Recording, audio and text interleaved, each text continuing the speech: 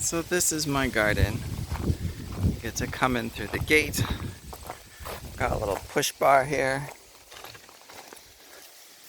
You can latch it up to keep it open. Notice how smooth that opened? I was so pleased that I got that door to open so smoothly. And then you come in.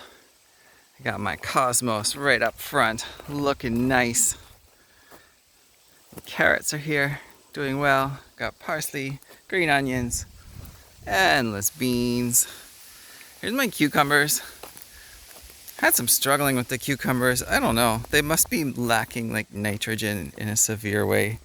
Doesn't come off as bad with this auto filter that makes it look really super green, but they're not that green.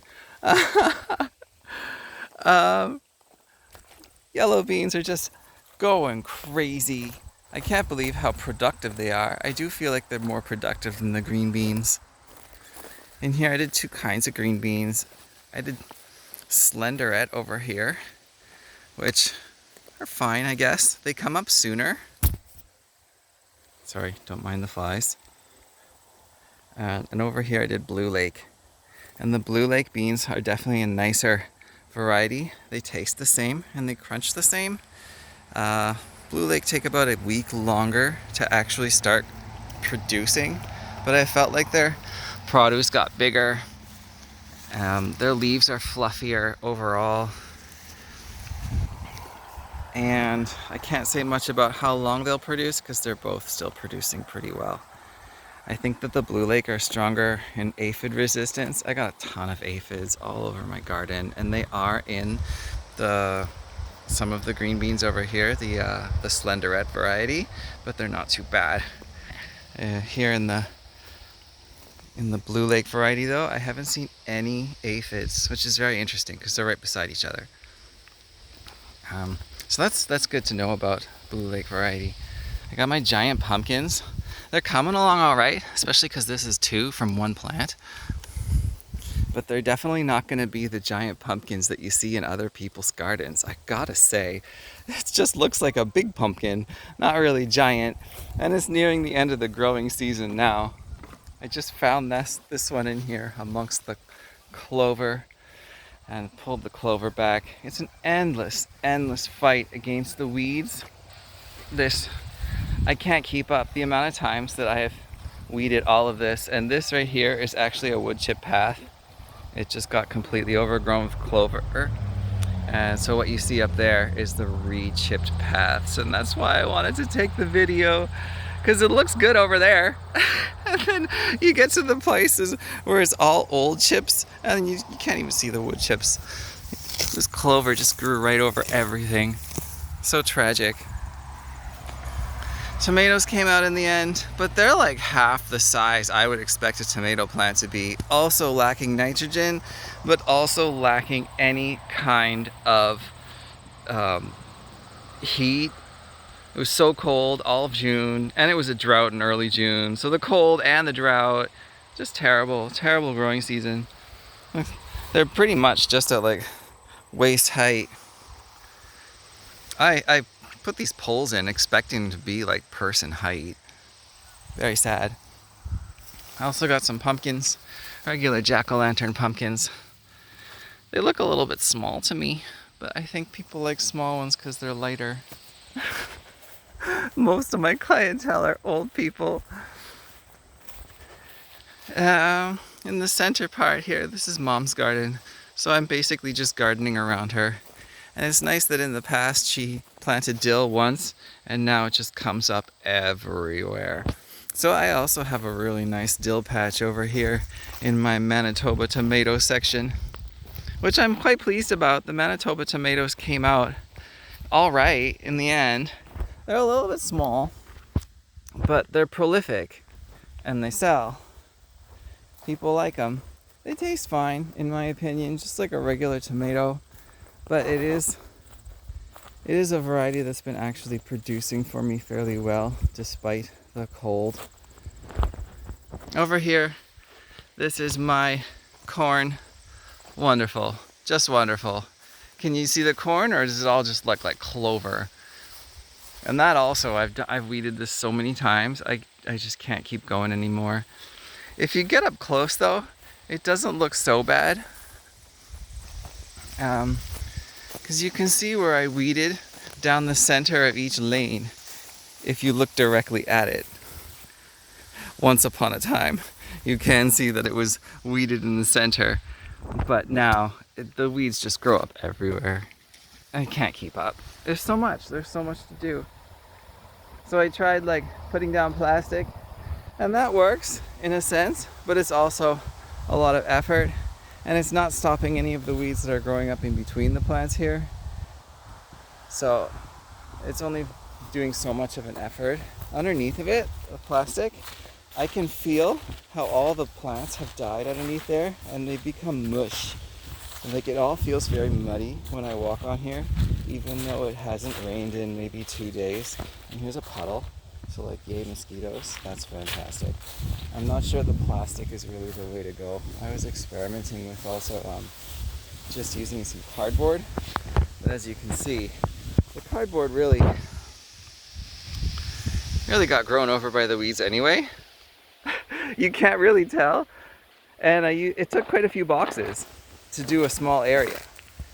So even though you think you're grabbing a lot of boxes at the store, because I didn't just do there, I did some cardboard there and there's some more over there. You think you got a lot of boxes, but really when you have a whole field, it's going to take like a mountain of boxes. You're going to need like a whole warehouse pallet worth of boxes. So it was also kind of impractical. It worked to an extent.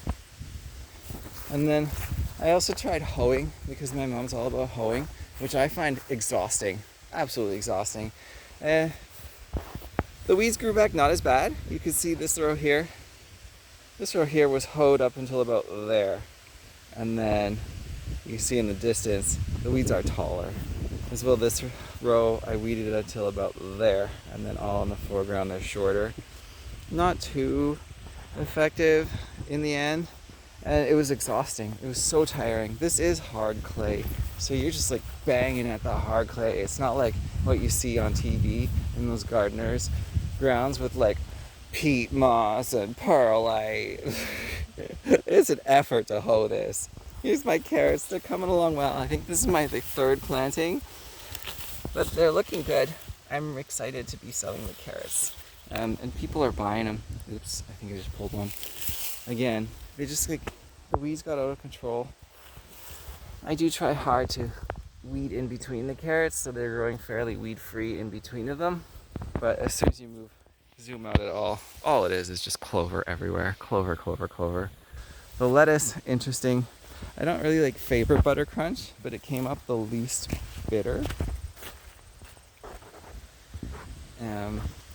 The iceberg lettuce is still coming along. It's almost ready to harvest over here. This section did very well, and as it got down this direction, all the plants started getting smaller and smaller and smaller and less developed, which is odd. Like, it's downhill. I know I watered it. Did I water enough? I don't know.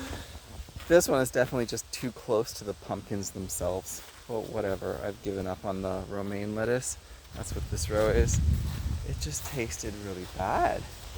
It was so bitter, and you can see it's bad because it's fringed with red, and that seems wrong. So I never even bothered harvesting any of that. Here's my aphid bucket, which I sometimes use to try and catch all the aphids that are eating away at my snow peas, but that's an uphill battle as well. The regular peas pretty much died off. They just produced once and died off. That's disappointing. I had 2 plantings of these, and both plantings did the same thing. Frustrating. You'd think they'd do better in cold Kenora, but they didn't. Down here the snow peas also suffered, mostly probably because of the aphids. They're bouncing back now. Good new growth anyway. This is my second planting, indoor second planting, like in a pot. And I think I planted these from seed in like early June. It was quite late, because mom's zucchinis were not coming out well. I also had to replant my in-ground ones twice. Mom replanted them 3 times. Absolutely terrible season for growing. So I came up with all these thinking mom might need them, but in the end, Chris finally grew. And here I was trying with the cardboard. That you can see it really did sort of just get lost in the weeds. You would need to mat out the whole area pretty severely in cardboard to get past the weeds. It doesn't seem to have affected their growth in any negative way. I would honestly say these have been doing better than my other in-ground sown zucchinis. That's good. It also pools water. I'm surprised. I would have expected this to have soaked through or evaporated, but it didn't. And again, it's been 2 days since it rained.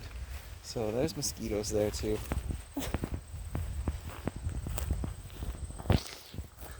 My only dahlias that bloomed. I got more dahlias over there, but they never bloomed. And it's mid-August now.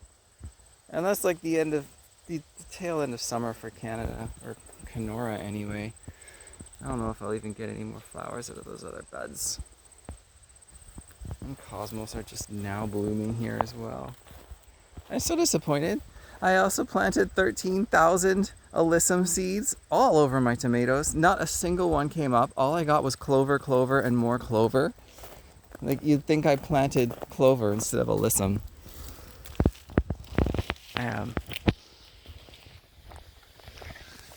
Poplar trees are a big treat for all bugs for some reason.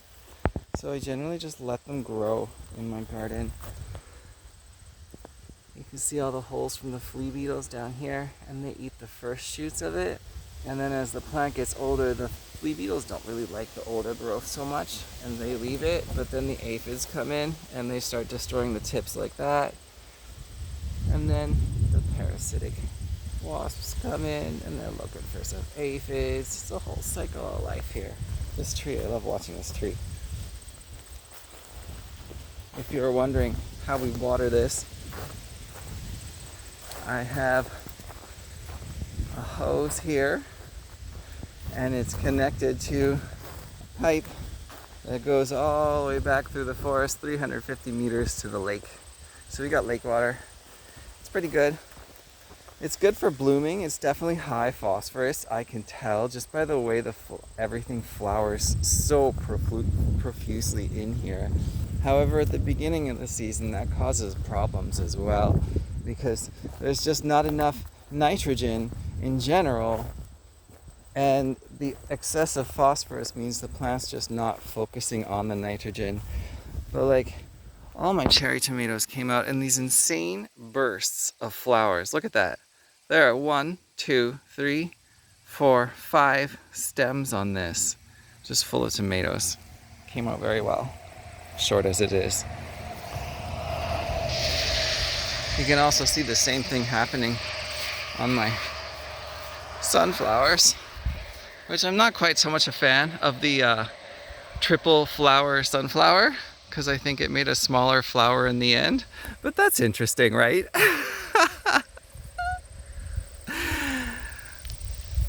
Whoop.